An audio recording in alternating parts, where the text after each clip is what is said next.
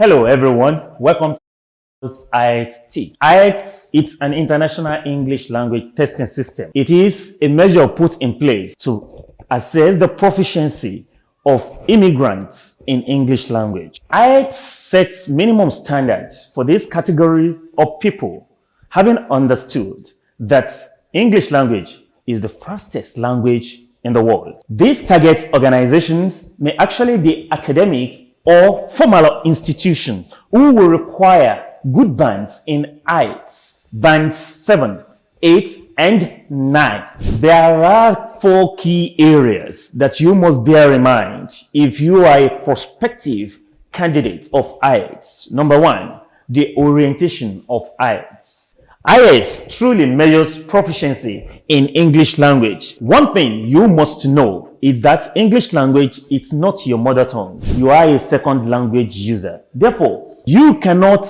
attain the competence of a native speaker of English language because English language is not your mother tongue. But one good news is that you can actually attain the performance of a native speaker of English language. I mean, in English language, if you have close interaction with the native users of that language. There are 2 categories of candidates that may want to attempt IELTS test. The academic candidate and general trainee candidate. They actually have the same task at some points, but at some other level, they are going to attempt different tests entirely. IELTS is structured to assess students in 4 key areas. Number 1, listening, speaking, reading, and writing.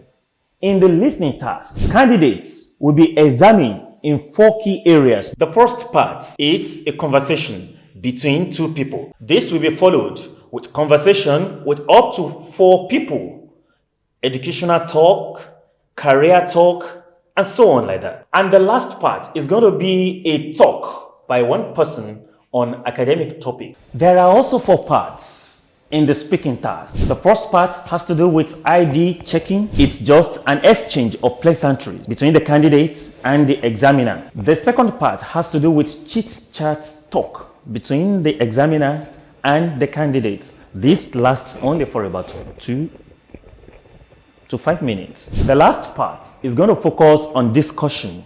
This also will take about 5 minutes by the candidates.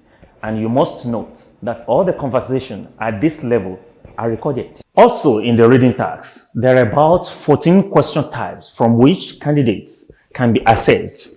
We have the matching heading question. You have true, false, not given question type.